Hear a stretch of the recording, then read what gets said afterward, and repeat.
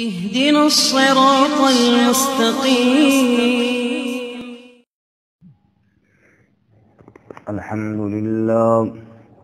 الحمد لله وكفى، والصلاة والسلام على خاتم الرسل وسيد الأنبياء وعلى آله وأصحابه الأتقياء. أما بعد، فأعوذ بالله من الشيطان الرجيم.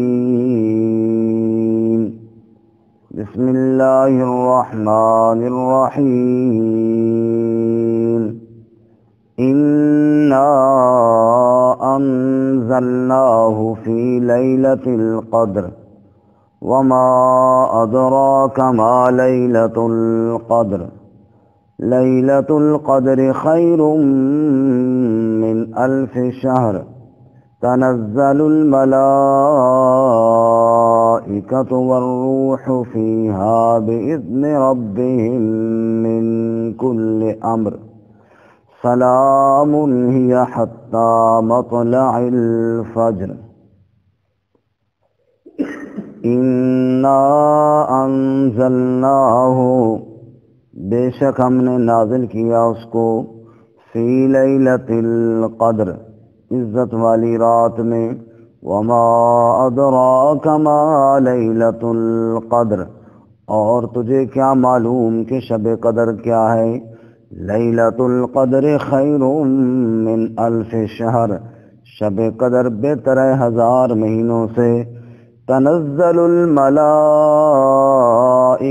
والروح فیہا، اترتے ہیں فرشتے اور روح الامین اس میں. بِإِذْنِ رَبِّهِمْ، اپنے رب کے حکم کے ساتھ. من کل امر، ہر حکم سے.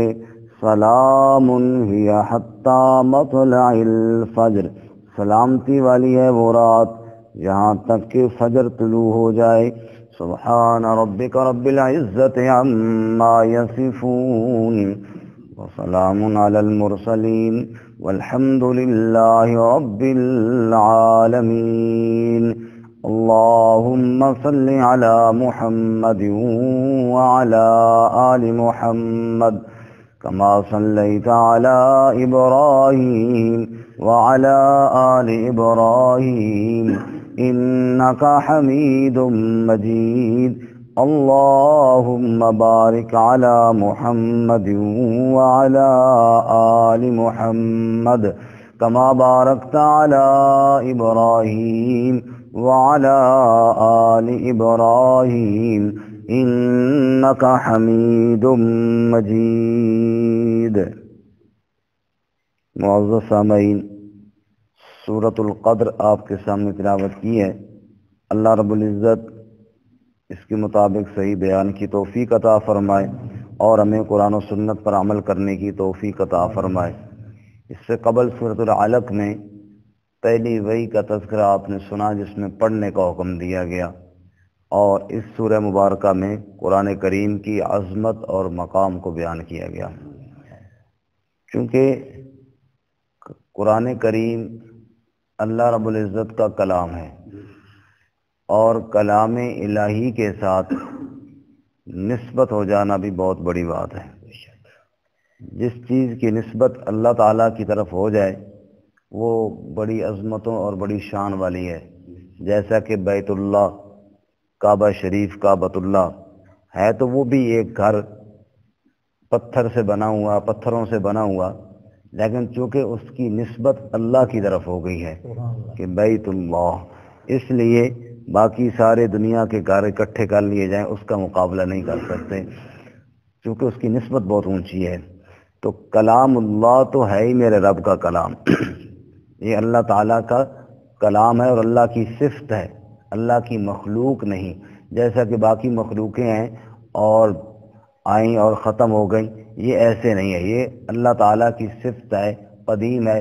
یعنی جیسے اللہ تعالیٰ کی ذات ہمیشہ سے ہے، ایسے اللہ کا کلام بھی اسی کی صفت ہے اور ہمیشہ سے ہے. تو اس سورہ مبارکہ میں اس رات کی عظمت کو بیان کیا جس رات کی نسبت کلام اللہ سے ہوئی، اور وہ رات ہے شب قدر، جس رات میں اللہ تعالیٰ نے قرآن کریم کو نازل کرنا شروع کیا، کیونکہ قرآن رمضان میں نازل ہوا، شہر رمضان الذی انزل فیہ القرآن، فرمایا کہ رمضان کا وہ مہینہ ہے کہ جس میں ہم نے قرآن کو نازل کرنا شروع کیا ہے۔ تو اب رمضان کی عظمتیں آپ کے سامنے ہیں کہ جس میں قرآن اترنا شروع ہوا، وہ مہینہ کتنی شان والا، پھر بالخصوص اس مہینے میں وہ رات جس رات میں قرآن پاک کے نزول کی ابتدا ہوئی ہے، انا انزلناہ فی لیلۃ القدر، اس رات کا نام ہی عزت والی رات ہے، قدر والی رات ہے، عظمتوں اور بزرگی والی رات ہے۔ اس سے قبل سورۃ الدخان میں ہے انا انزلناہ فی لیلۃ مبارکہ انا کنا منزلین، فرمایا کہ ہم نے جس رات میں قرآن نازل کیا وہ رات بڑی ہی برکتوں والی ہے، فیہا یفرق کل امر حکیم، اس رات میں ہی سارے فیصلے اللہ کی طرف سے کر دیے جاتے ہیں۔ تو شب قدر وہ عظمت والی رات ہے جس میں اللہ نے قرآن کریم کی ابتدا کی۔ ویسے قرآن کریم 23 سالوں میں تھوڑا تھوڑا کر کے اترتا رہا، یک بارگی اور اکٹھا نازل نہیں ہوا۔ مشرکین نے کئی بار یہ بات کہی بھی کہ لولا نزل علیہ القرآن جملۃ واحدہ، کہ قرآن سارا اکٹھا کیوں نہیں نازل ہوتا؟ اللہ نے فرمایا کذالک لنثبت بہ فؤادک ورتلناہ ترتیلا، اے میرے محبوب صلی اللہ علیہ وسلم، ہم تھوڑا تھوڑا نازل کر کے آپ کے دل کو سکون اور مضبوطی عطا فرماتے ہیں۔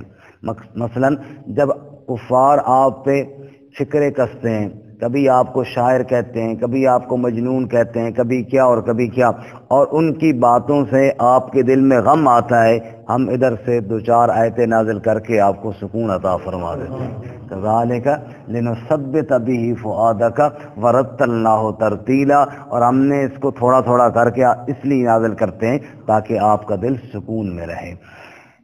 انا انزلناہ فی لیلۃ القدر، بے شک ہم نے اس کو نازل کیا، یعنی نازل کرنا شروع کیا، ایک مطلب۔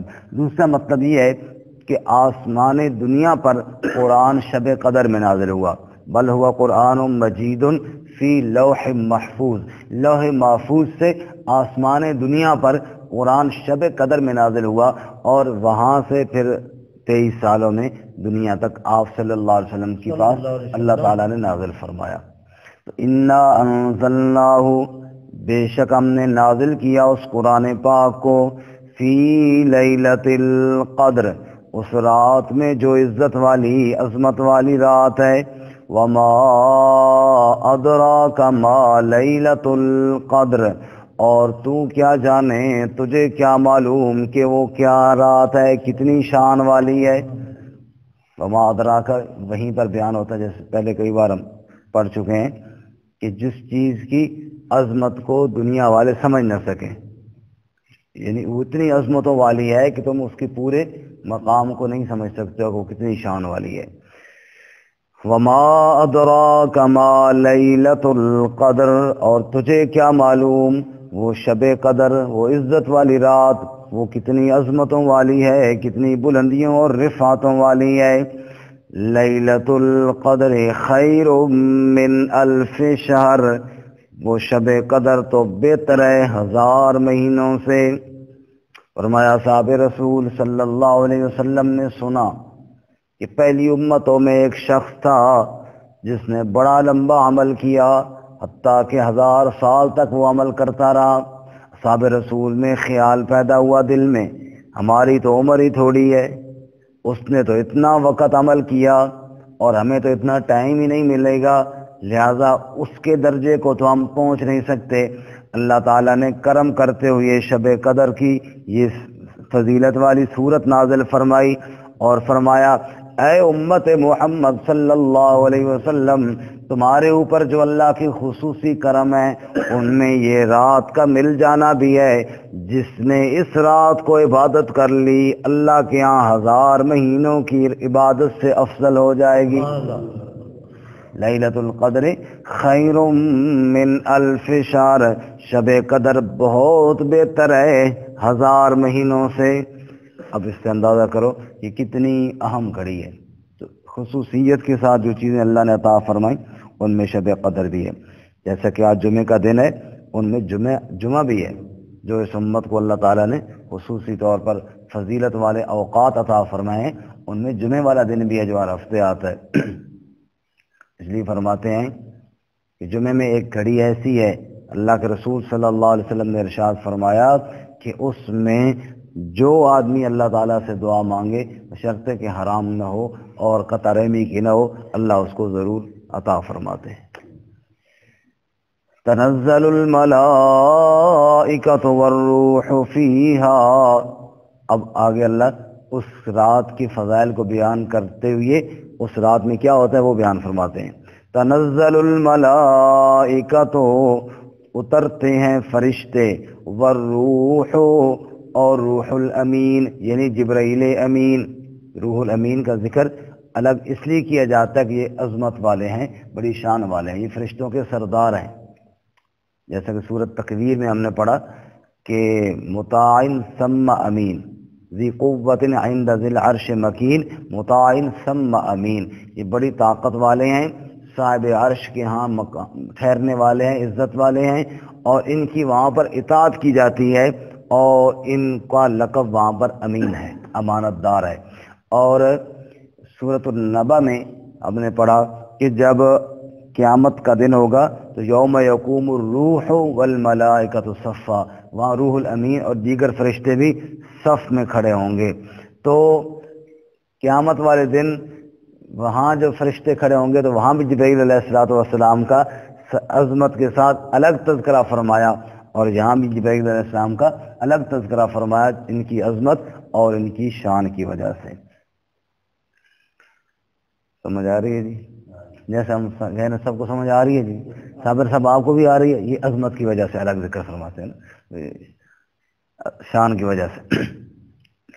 تنزل الملائکۃ والروح فیہا بإذن ربہم، اترتے ہیں فرشتے اور روح الامین اس رات میں اپنے رب کے حکم کے ساتھ، جیسا کہ حدیث میں آتا ہے شب قدر کی رات میں جبرائیل علیہ السلام ان کے پاس ایک فرشتوں کا لشکر ہوتا ہے جس کو لے کر وہ زمین پر آتے ہیں، اور ان کی ڈیوٹی یہ ہوتی ہے کہ پھیل جاؤ زمین میں اور دیکھو جو بندہ بھی آج کھڑے یا بیٹھے اللہ کا ذکر کر رہا ہے یا نماز پڑھ رہا ہے یا دعا مانگ رہا ہے یا کسی قسم کی عبادت کے اندر مصروف ہے، ایک تو جا کر اس کو سلام کرو، دوسرا اس کی دعاؤں پہ جا کر آمین کہو۔